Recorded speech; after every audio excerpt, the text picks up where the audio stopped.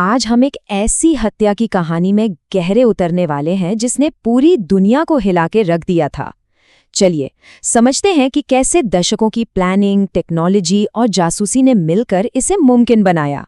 28 फरवरी को ये खबर दुनिया भर में आग की तरह फैल गई। ईरान के supreme leader Ayatollah Ali Khamenei एक हवाई हमले में मारे जा चुके थे। लेकिन ये सिर्फ एक हेडलाइन नहीं थी, बल्कि एक बहुत लंबे और अदृश्य युद्ध का नतीजा थी। लेकिन सबसे बड़ा सवाल तो यही उठता है कि ये हुआ कैसे?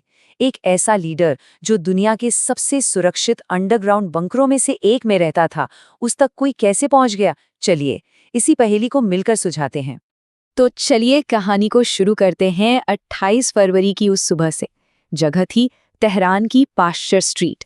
यहीं पर ईरान का पावर सेंटर था और यहीं पर सब कुछ बदल गया। देखिए, जून 2025 में युद्ध शुरू होने के बाद खामेनेई एक हाई वैल्यू टारगेट बन गए थे। इसका मतलब ये था कि वो ज्यादातर वक्त एक बेहद सुरक्षित भूमिगत बंकर में ही रहते थे, जिसे भेदना लगभग नामुमकिन माना जाता था। लेकिन 28 फरवरी को एक बहुत ही जरूरी मीटिंग होनी थी, और यही वो एक मौका था जिसने सब कुछ बदल दिया। इस एक मीटिंग के लिए ईरान की पूरी टॉप लीडरशिप एक ही छत के नीचे इकट्ठा हुई, और हमलावरों को ठीक वही मौका मिला जिसका वो सालों से इंतजार कर रहे थे। ये कोई अचानक हुआ हमला नहीं था। ये दशकों की प्लानिंग, एडवांस टेक्नोलॉजी और बारीक जासूसी का नतीजा था। तो चलिए परत दर परत समझते हैं कि ये अदृश्य शिकार आखिर था क्या। खुफिया जानकारी जुटाने का ये तरीका किसी एक सोर्स पर निर्भर नहीं था। ये एक मल्टी लेयर्ड ऑपरेशन था जिसमें टेक्नोलॉजी और इंसानी जासूसी दोनों का इस्तेमाल हो रहा था। हैक किए गए कैमरों से लेकर जमीन पर मौजूद जासूसों तक हर छोटे से छोटे टुकड़े को जोड़ा जा रहा था। इस पूरे ऑपरेशन का सबसे बड़ा हथियार था पैटर्न ऑफ लाइफ को समझना।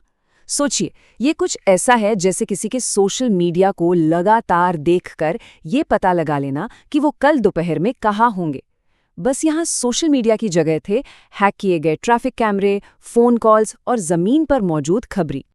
और ये काम कोई एक एजेंसी नहीं कर रही थी। मोसाद, CIA और यूनिट 8200 जैसी दुनिया की टॉप एजेंसियां मिलकर काम कर रही थीं। एक पजल के टुकड़े को जोड़ रही थीं ताकि एक पूरी साफ तस्वीर बन सके। अब इन अरबों डेटा पॉइंट से मतलब निकालने के लिए सोशल नेटवर्क एनालिसिस जैसी तकनीक का इस्तेमाल हुआ। ये कुछ फेसबुक के फ्रेंड्स ऑफ फ्रेंड्स फीचर जैसा है, जो ऐसे छिपे हुए कनेक्शंस को ढूंढ निकालता है जो ऊपर से बिल्कुल भी दिखाई नहीं देते।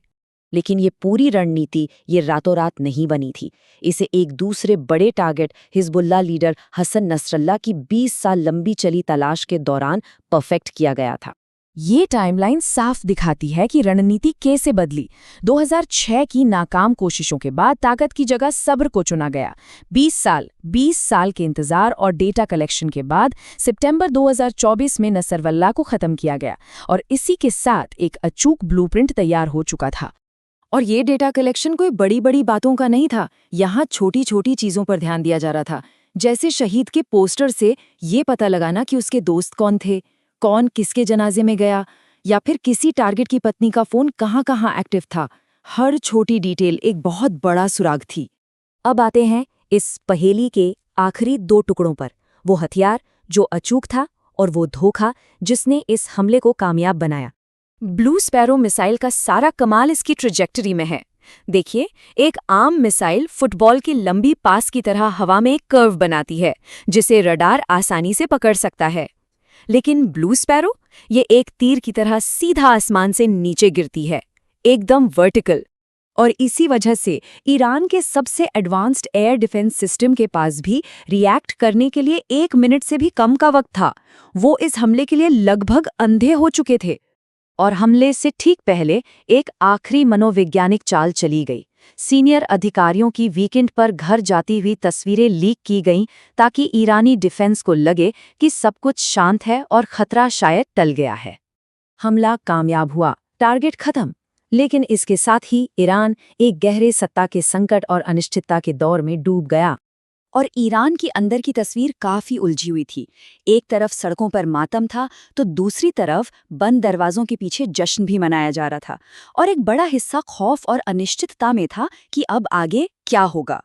खैर, संवैधानिक प्रक्रिया के तहत विशेषज्ञों की सभा ने खामेनेई के बेटे को अगला सुप्रीम लीडर चुन तो लिया, लेकिन ये फैसला काफी विवादास्पद था, क्योंकि उनके पास सेना का समर्थन तो था, लेकिन वो धार्मिक अधिकार नहीं था जो इस पद के लिए जरूरी माना जाता है।